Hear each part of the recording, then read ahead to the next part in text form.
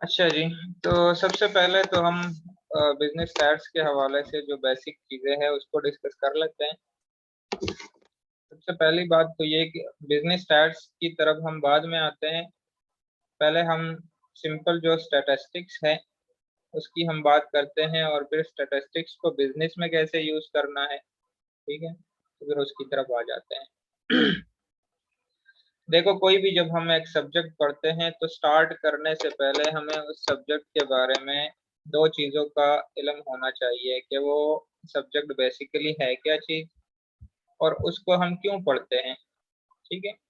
ये जो क्वेश्चन है ना कि ये काम हम क्यों करते हैं, तो ये बहुत ही ज़्यादा इम्पोर्टेंट है, क्योंकि जब आपको किसी चीज़ के ऑब्जेक्टिव का नहीं पता और आप उसको करते रहते हो तो उससे आपको कोई रिजल्ट नहीं मिलता, ठीक है। तो सबसे पहले बात के ये जो स्टैटिस्टिक्स का सब्जेक्ट है इसको हम क्यों पढ़ते हैं, ठीक है। क्वेश्चन ये पहला अराइज होता है। आप लोगों ने एक वर्ड सुना होगा जिसको हम कहते हैं अनसर्टेनिटी।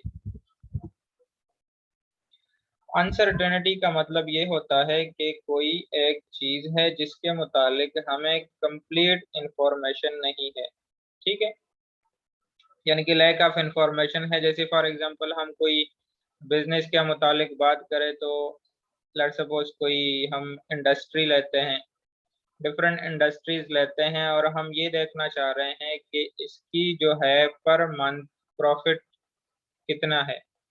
मतलब ये एक अनसर्टेनिटी है जिसके मुतालिक हमें कोई इंफॉर्मेशन नहीं है, ठीक है। या आप अगर एक सिंपल सी मिसाल लो, जैसे फॉर एग्जांपल आप किसी न्यू बंदे को मिलते हो, ठीक है, कोई एक न्यू पर्सन है, तो आपको उसके नाम का नहीं पता होता। मतलब ये एक छोटी सी एग्जांपल है अनसर्टेनिटी के कि आपको क्लियर हो जाए कि अनसर्टेनिटी बेसिकली है क्या चीज़। आप जब किसी न्यू पर्सन से मिलते हो तो सबसे पहले आप उसका नाम पूछते हो, ठीक है। नाम आप इसलिए पूछते हो क्योंकि उस चीज़ के मुतालिक आपको कोई इन्फॉर्मेशन नहीं है, ठीक है। तो आपने उनसे पहला सवाल किया कि व्हाट इज़ योर नेम, उन्होंने आपको अपना नाम बता दिया। इट मीन्स कि आपने जो उनसे क्वेश्चन किया है इसलिए क्वेश्चन किया है क्योंकि ये अनसर्टेनिटी थी। इस अनसर्टेनिटी को ख़त्म करने के लिए आपने उससे एक क्वेश्चन पूछा, ठीक है। अब हम आते हैं बिग लेवल पे। तो बिग लेवल पे क्या होगा कि जब लेट्स सपोज आप कोई कंपनी एक लेते हो या कोई आप एक इंडस्ट्री लेते हो और उसकी जो सेल्स है, ठीक है, वो सेल्स किसी भी प्रोडक्ट की हो सकती है, वो मोबाइल फ़ोन हो सकते हैं, वो कंप्यूटर्स हो सकते हैं, वो कोई क्लॉथेस वगैरह हो सकते हैं, ठीक है, लैपटॉप्स वगैरह हो सकते हैं। तो जब आप ये देखना चाह रहे हो कि पर मंथ जो है इनकी सेल कितनी है डिफरेंट प्रोडक्ट्स की और इसकी जो है पर मंथ इनको इनकम कितना आ रहा है, ठीक है। आया जो प्रोडक्ट्स है इनको इनकम मिल रहा है, कौन से प्रोडक्ट ऐसे हैं जिससे ज़्यादा इनकम मिलता है इनको, कौन से प्रोडक्ट ऐसे हैं जिसमें से इनको एवरेज जो है वो इनकम। मतलब डिफरेंट क्वेश्चंस हो सकते हैं आपके ज़हन में जिसके बारे में आपको कंप्लीट इन्फॉर्मेशन नहीं है। तो उस कंप्लीट इन्फॉर्मेशन ना होने की वजह से आपको अनसर्टेनिटी से अनसर्टेनिटी के मुतालिक फिर इसको जब आप ख़त्म कैसे करोगे, तो उसके लिए हम स्टैट्स को यूज़ करते हैं। अब देखो, ये जो अनसर्टेनिटी आ गई, अब इसको हमने ख़त्म करना है। ज़ाहिर-सी बात है कि जैसे हम एक न्यू पर्सन से मिलते हैं, उनके नाम का हमें नहीं पता होता, तो उस अनसर्टेनिटी को हमने कैसे ख़त्म किया कि उससे हमने उनका नाम पूछा। इट मीन्स कि हमने उससे एक डेटा लिया, एक इन्फॉर्मेशन ली और वो इन्फॉर्मेशन कौन-सी इन्फॉर्मेशन थी? उनका सिंपल नाम था, जो कि एक सिंपल सी छोटी-सी एग्ज़ाम्पल। अब बड़े लेवल पे क्या होगा? जैसे हमने कंपनी की बात की या किसी इंडस्ट्री की बात की, तो उसके लिए हम क्या करेंगे? तो सबसे पहले हम पहला जो स्टेप करते हैं स्टैट्स में, ठीक है? वो हम करते हैं कि डेटा को कलेक्ट करते हैं। इसको लेट्स सपोज़ हम लिख लेते हैं collection of data,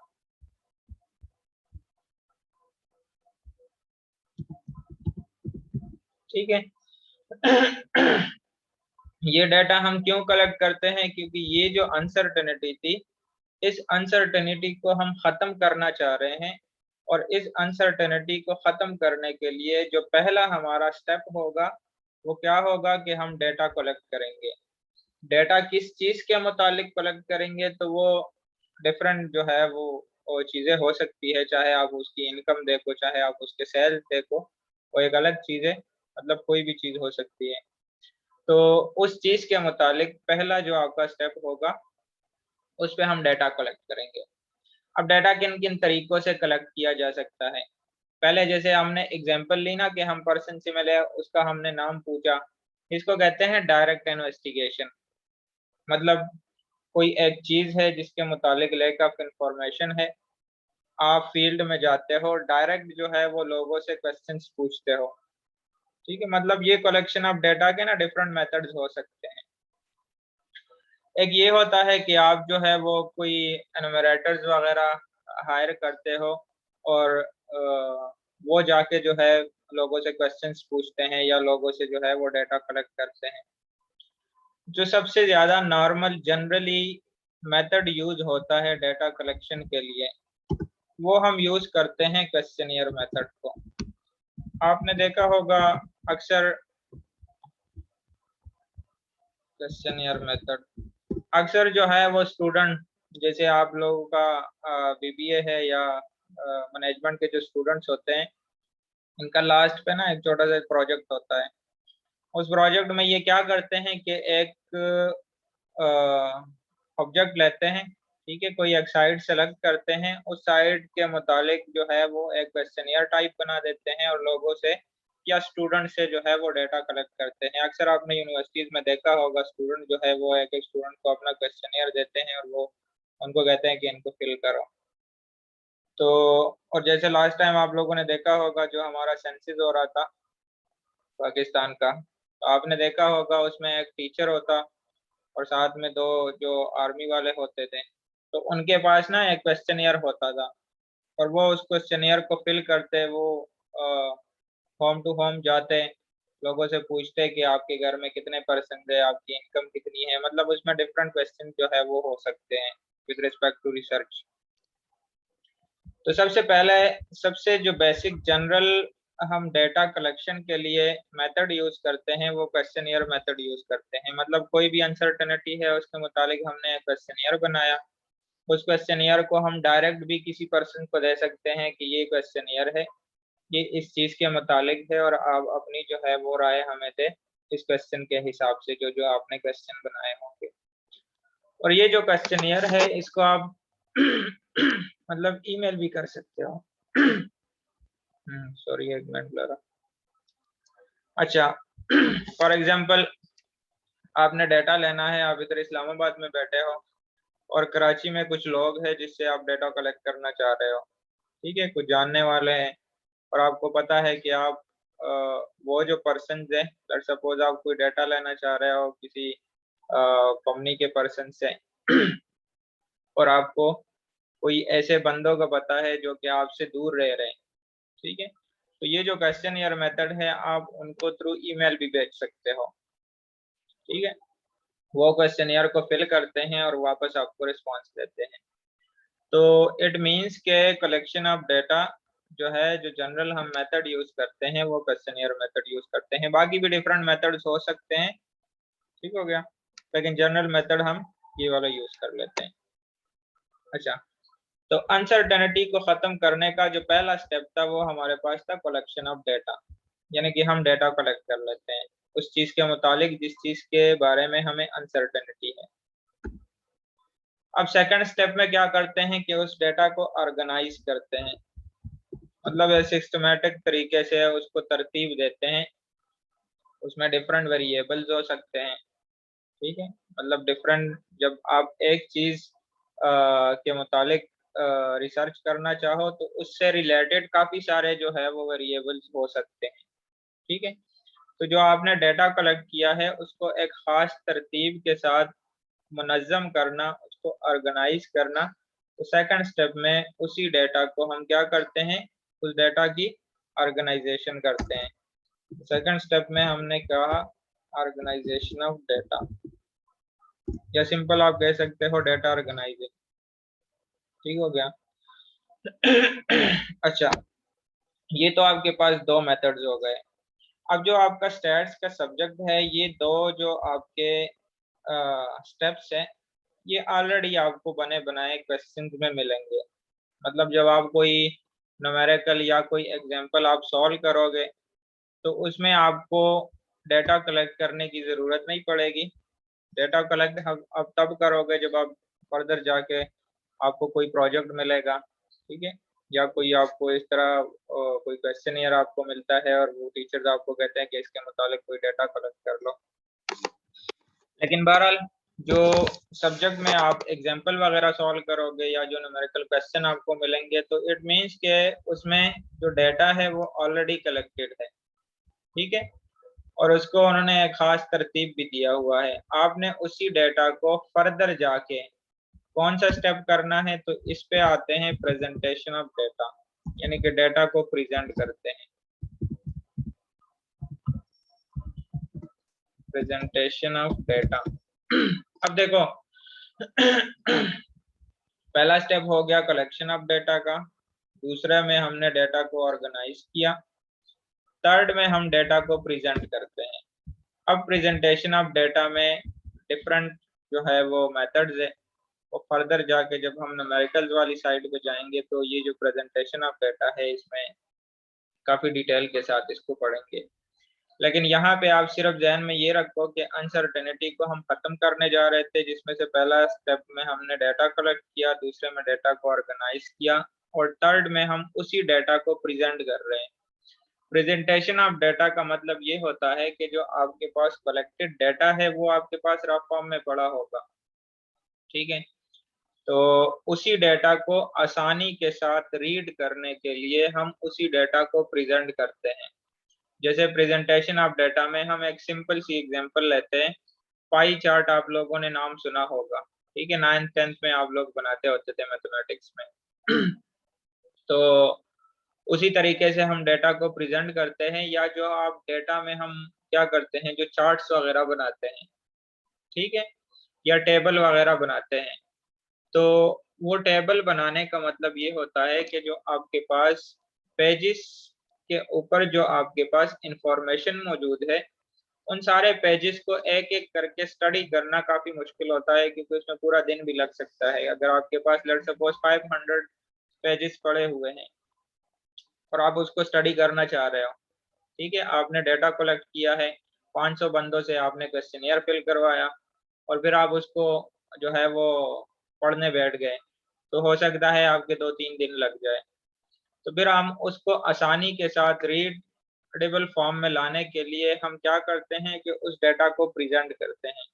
presentation of data में हम उसका टेबल वगैरह बना सकते हैं, उसके जो है वो डिफरेंट चार्ट्स वगैरह बना सकते हैं, उसको फिर हम बाद में डिटेल के साथ पढ़ेंगे, ठीक हो गया। तो ये जो थर्ड स्टेप था, प्रेजेंटेशन ऑफ डेटा, इसलिए यूज होगा कि जो आपके पास इंफॉर्मेशन है, उस इंफॉर्मेशन को आसानी के साथ रीड करने के लिए हम उसको थ्रू जो है चार्ट्स वगैरह प्रेजेंट करते हैं, ठीक हो गया। तो ये एक आपके पास थर्ड स्टेप आ गया। स्टेप नंबर 4 में हम क्या करते हैं कि डेटा की एनालिसिस करते हैं। अब एनालिसिस में क्या आएगा, देखो, जो आपने डेटा कलेक्ट किया है, उस डेटा से जाहिर बात है हम कोई ना कोई रिजल्ट भी निकालेंगे। एनालिसिस की आपको एक सिंपल सी एग्जांपल दे देता हूँ कि इसका मतलब क्या है। कि जैसे लेट्स सपोज आपने आप जो आप लोग पेपर्स वगैरह देते हो, ठीक है, पेपर्स में आपके डिफरेंट मार्क्स होते हैं। लेट्स सपोज किसी के 60 मार्क्स है, किसी पेपर में 70 मार्क्स है, किसी में जो है वो 80 मार्क्स है, किसी में 75 मार्क्स है। तो जो आपने डिफरेंट स्टूडेंट्स का डेटा लिया और लेट्स सपोज आपने उसमें चेक करना है कि जो आपकी मार्क्स की परसेंटेज है वो कितनी बनी है, ठीक है। तो लेट्स सपोज आपके 5 सब्जेक्ट है और हर एक सब्जेक्ट में किसी में 60 है, किसी में 75 है, किसी में 80 है। आपने 500 सब्जेक्ट्स के मार्क्स इकट्ठे करके उनका एवरेज निकाला। एवरेज निकाल के आपने उसको 100 के साथ मल्टीप्लाई किया, और आपको एक लेट्स सपोज जो है वैल्यू मिली कि आपके जो मार्क्स आए हैं टोटल ओवरऑल वो लेट्स सपोज 70% है, ठीक है। तो इट मीन्स के जो आपके पास इंफॉर्मेशन मौजूद थी, उस इंफॉर्मेशन पे आपने कोई ना कोई फार्मूला लगाया, जिस पे हमने एनालिसिस में यहाँ पे सिंपल एक एवरेज का फार्मूला लगा के उसका परसेंटेज निकाला और आपके पास एक रिजल्ट आ गया, ठीक है। तो वो जो आप उस पे फार्मूला वगैरह लगाते हो किसी इंफॉर्मेशन के ऊपर और आपके पास एक स्पेसिफिक रिजल्ट आ जाता है न्यूमेरिकल फॉर्म में, ठीक है। तो उसको हम कहते हैं कि ये आपने डेटा की एनालिसिस की, ठीक हो गया। उसमें डिफरेंट मेथड्स है जिसमें आगे जाके फर्दर उसको हम डिटेल के साथ पढ़ेंगे स्टेप नंबर 4 में कि डेटा एनालिसिस में कौन कौन सी चीज़ें शामिल है, ठीक है। तो यहाँ पे सिर्फ आपको समझाने के लिए कि आपके पास लेट्स सपोज एक रॉ इंफॉर्मेशन है, उस इंफॉर्मेशन पे आपने उसके ऊपर कोई ना कोई फार्मूला लगा के उससे कोई रिजल्ट्स निकाले, ठीक हो गया। तो ये आपके सारे जो प्रोसेस है वो आपके पास आ जाएगा एनालिसिस के पोर्शन में, ठीक हो गया। अच्छा, इसमें जो लास्ट स्टेप है उसको हम कहते हैं इंटरप्रिटेशन।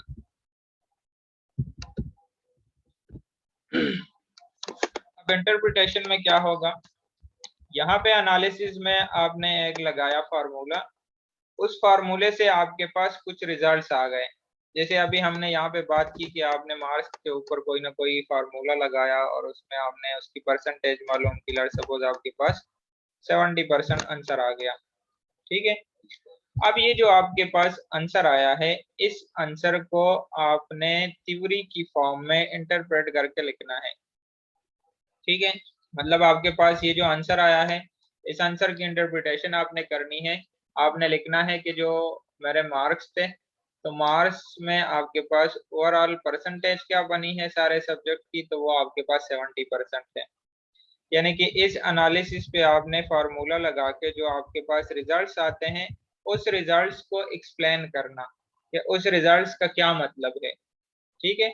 यानी कि न्यूमेरिकल फॉर्म में तो आपके पास 70 आ गया 70%, लेकिन उस 70% का मतलब क्या होगा जब आप उसको डिटेल के साथ लिखोगे थ्योरी की फॉर्म में, तो कोई दूसरा जो बंदा उसको पढ़ेगा तो उसको आसानी के साथ समझ आएगी कि ये जो 70% है इसका मतलब ये है कि इसके जो ओवरऑल मार्क्स थे उसकी एवरेज इतनी बनी है और उसका परसेंटेज ये बन रहा है, ठीक है। तो इट मीन्स के जो रिजल्ट्स आते हैं उसकी इंटरप्रिटेशन करना, उसको डिटेल के साथ लिखना कि इस रिजल्ट्स का क्या मतलब है, ठीक हो गया। तो जब आपके पास लास्ट पे एनालिसिस में रिजल्ट्स आते हैं और फिर आप उसको इंटरप्रेट करते हो, तो इट मीन्स के जो ऊपर की अनसर्टेनिटी थी वो अनसर्टेनिटी यहाँ पे खत्म हो गई। कैसे खत्म हो गई, आपने डेटा कलेक्ट किया, उसको प्रेजेंट किया, अगर जरूरत है प्रेजेंटेशन की आपके रिसर्च में, ठीक है। फिर आपने उसकी एनालिसिस की, एनालिसिस से आपके पास रिजल्ट आ गए, उस रिजल्ट्स की आपने इंटरप्रिटेशन की, इंटरप्रिटेशन से पता चला कि फलाने कंपनी की जो इनकम है या जो उनकी सेल है वो पर मंथ इतनी है। अब आपके पास इंफॉर्मेशन आ गई है, इट मीन्स के जो ऊपर की अनसर्टेनिटी थी उस अनसर्टेनिटी को हमने खत्म कर दिया। कैसे खत्म हुआ, तो उसके ऊपर हमने ये 5 स्टेप्स लगा के लास्ट पे हम इंटरप्रिटेशन तक आ गए और ये आपके पास जो अनसर्टेनिटी थी वो यहाँ पे क्लोज हो गई, ठीक है। तो जो स्टैटिस्टिक्स है उसमें बेसिकली स्टैट्स को, जैसे हमने पहला क्वेश्चन राइज किया था कि स्टैट्स को हम क्यों पढ़ते हैं, तो स्टैट्स को हम पढ़ते इसलिए हैं कि अनसर्टेनिटी खत्म हो जाए। अनसर्टेनिटी को कैसे खत्म करना है, तो इस तरीके से खत्म करना है, ठीक है। मतलब ये 5 स्टेप्स करने हैं। फिर उसके बाद हम आते हैं बिजनेस स्टैट्स की तरफ। ये जो बिजनेस स्टैटिस्टिक्स है ना, जो मेन कोर्स है वो स्टैटिस्टिक्स का है। अब ये जो स्टैटिस्टिकल टूल्स है इसको हम डिफरेंट जो है वो सब्जेक्ट्स में अप्लाई करते हैं। जैसे फॉर एग्जांपल ये जो आपके पास 5 स्टेप्स थे, ठीक है, ये 5 स्टेप्स उठा के आप किसी भी बिजनेस का डेटा उठाओ, किसी कंपनी का डेटा लो, किसी इंडस्ट्री का डेटा लो, किसी जो है वो बैंक का डेटा लो। तो जब आप स्टैटिस्टिकल टूल्स वो किसी बिजनेस रिलेटेड डाटा के ऊपर अप्लाई करते हो तो उसको हम नाम देते हैं, एक सब्जेक्ट उनका बना लेते हैं, उसको हम नाम देते हैं बिजनेस स्टैटिस्टिक्स का। ठीक है, मतलब जो आपका मेन सब्जेक्ट है वो स्टैटिस्टिक्स है, लेकिन जब आप स्टैटिस्टिकल टूल्स अप्लाई करते हो बिजनेस के किसी डाटा के ऊपर तो उसको हम कहते हैं बिजनेस स्टैटिस्टिक्स। ठीक हो गया। इसी तरह लेट्स सपोज आपने बायोस्टैटिस्टिक्स का नाम सुना होगा। ठीक है, तो जब स्टैटिस्टिक्स के टूल्स हम किसी मेडिकल की डाटा के ऊपर अप्लाई करते हैं तो उसको हम कहते हैं बायोस्टैटिस्टिक्स। आपने मैथमेटिकल स्टैटिस्टिक्स का नाम सुना होगा, जब यही स्टैटिस्टिकल टूल्स हम मैथ से रिलेटेड इस्तेमाल करते हैं तो उसको हम कहते हैं मैथमेटिकल स्टैटिस्टिक्स।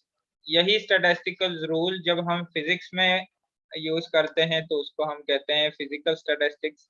तो यहाँ से आपको आइडिया हुआ होगा कि जो हमारा सब्जेक्ट है बिजनेस स्टैटिस्टिक्स, ठीक है, तो वो क्या होगा कि जब हम स्टैटिस्टिकल टूल्स अप्लाई करते हैं किसी बिजनेस के डाटा के ऊपर तो उसको हम नाम देते हैं बिजनेस स्टैटिस्टिक्स। ठीक है, और आपके पास ये जो 5 स्टेप्स आए हैं जिसमें पहले आपके पास कलेक्शन है, फिर उसके बाद ऑर्गेनाइजेशन ऑफ डाटा है, फिर उसके बाद प्रेजेंटेशन ऑफ डाटा है, फिर उसकी एनालिसिस है, उसकी इंटरप्रिटेशन है। ये बेसिकली कंप्लीट जब आप इसको एक कंबाइंड फॉर्म में लिखते हो ना तो ये आपके पास स्टैटिस्टिक की डिफिनीशन भी है। तो देखो दो चीजें यहाँ पे कवर हो गई है, एक तो स्टैटिस्टिक्स की डिफिनीशन और दूसरा जो क्वेश्चन हमने राइज किया था कि इस स्टैटिस्टिक्स को हम क्यों पढ़ते हैं। ठीक है, तो ये दोनों जो क्वेश्चन थे वो हमारे यहाँ पे पूरे हो गए। तो इसको आप डिफाइन भी कर सकते हो इस तरीके से।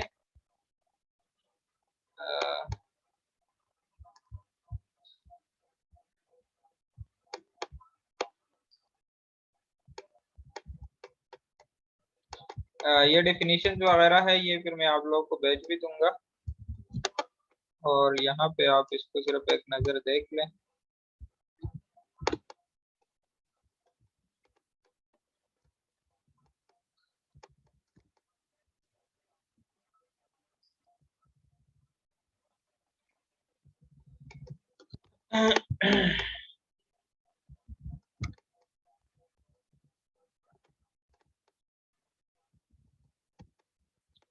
देखो स्टैटिस्टिक के प्रोसेस में हमने बात की थी किस किस चीज की। एक तो हमने बात की, पहला जो स्टेप है वो कलेक्शन की, दूसरा ऑर्गेनाइजिंग की, थर्ड जो है वो प्रेजेंटेशन की, फोर्थ पे हमने एनालिसिस की बात की और लास्ट पे हमने इंटरप्रिटेशन की बात की।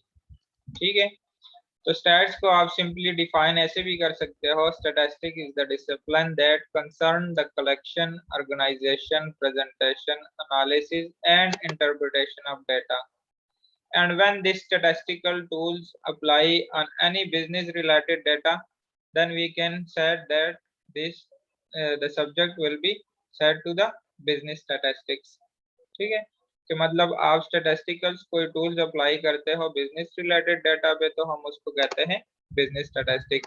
कोई बायो का डाटा है तो उसको हम नाम देते हैं बायो स्टैटिस्टिक। ठीक है, कोई मैथ्स का डाटा है तो उसको हम नाम देते हैं मैथमेटिकल स्टैटिस्टिक, फिजिकल स्टैटिस्टिक। मतलब स्टैट्स का सब्जेक्ट ऐसे है कि ये आपके पास कोई भी एक सब्जेक्ट हो तो मेजॉरिटी ऑफ सब्जेक्ट्स में जो है वो स्टैट्स यूज होता है, कि जो भी आप रिसर्च की साइट पे जाते हो तो स्टैटिस्टिक्स के टूल्स के अलावा हम जो है वो कोई भी जो रिसर्च चीज है वो उसको हम कंप्लीट नहीं कर सकते। तो स्टैटिस्टिक को हम कई फील्ड में जाके यूज कर सकते हैं। ठीक हो गया।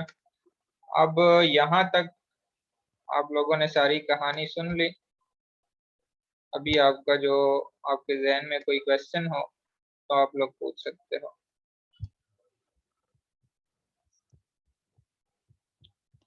अच्छा जी, फिर स्टैट्स के ना हमारे पास दो टाइप्स हैं, एक को हम कहते हैं डिस्क्रिप्टिव स्टैटिस्टिक्स, डिस्क्रिप्टिव स्टैटिस्टिक्स, और दूसरे को हम नाम देते हैं इन्फ्रेंशियल स्टैटिस्टिक्स।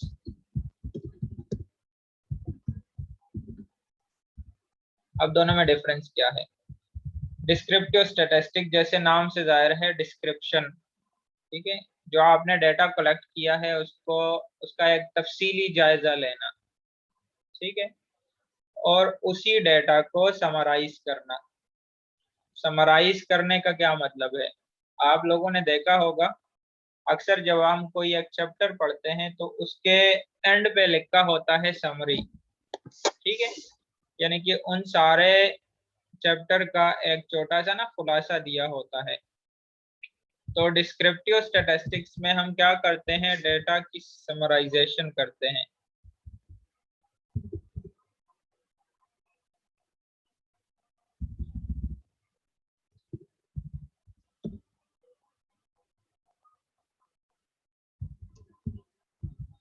अब डेटा समराइजेशन कैसे करते हैं? देखो,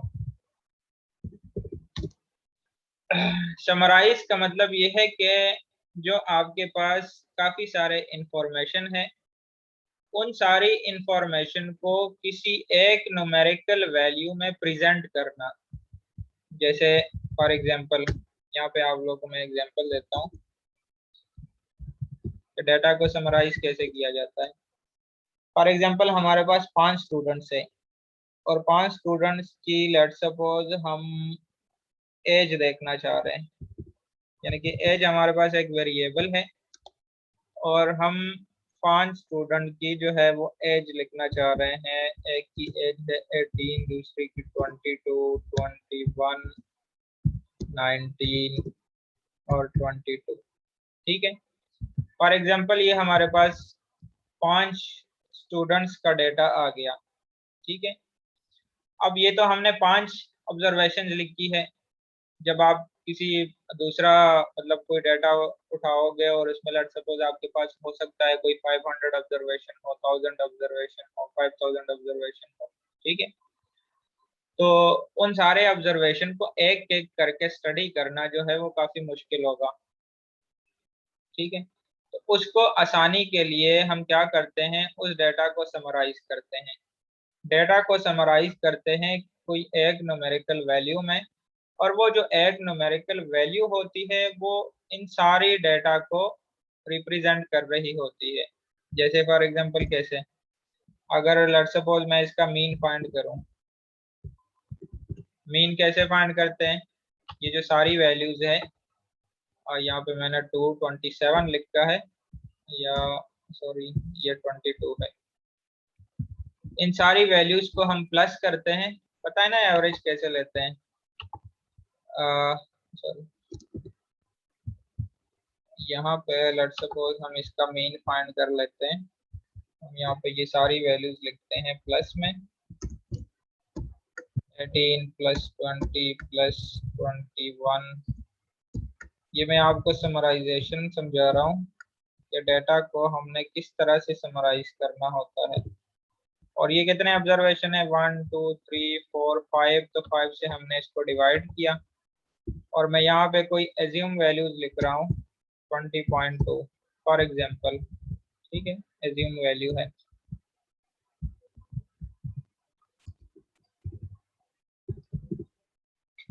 अच्छा, एज्यूम करो कि ये सारी वैल्यूज हमने प्लस की और डिवाइड बाई हमने 5 कर दिया और ये हमारे पास एक आंसर आ गया 20.2। अब देखो, हमारे पास ये ऑब्जर्वेशंस थी 18, 20, 21, 19 और 22। इन सारी वैल्यूज का हमने मीन निकाला और मीन हमारे पास आ गया ये 20.2। तो हम कह सकते हैं कि ये जो आपके पास ऑब्जर्वेशन है, आप कह सकते हो कि इन 5 स्टूडेंट की जो एवरेज एज है वो 22.2 है। यानी कि आपको एक आइडिया हो गया कि ये जो 5 स्टूडेंट्स है उनकी एवरेज एज जो है वो इतनी है 20.2, मतलब 20 साल 2 महीने इस तरह हो सकते हैं। मतलब आपको एक आइडिया हो गया कि इसके अंदर जो हर एक स्टूडेंट है उनकी एज या तो 19 होगी या 21 होगी, मैक्सिमम 22 हो सकती है, 18 हो सकती है, क्योंकि इसमें इतनी ज़्यादा वेरिएशन नहीं है। ठीक हो गया? तो इट मीन्स कि इन 5 वैल्यूज को हमने इस एक न्यूमेरिकल वैल्यू में समराइज कर दिया। आप दूसरी एग्जांपल ले सकते हो, आपकी स्टैट्स की क्लास है, बिजनेस स्टैट्स की क्लास है, और लेट्स सपोज उसमें 36 स्टूडेंट्स हैं, ठीक है। तो 36 स्टूडेंट्स, एक एक से एज पूछना, आपकी एज कितनी है, आपकी कितनी है, उस पर काफी टाइम लगेगा।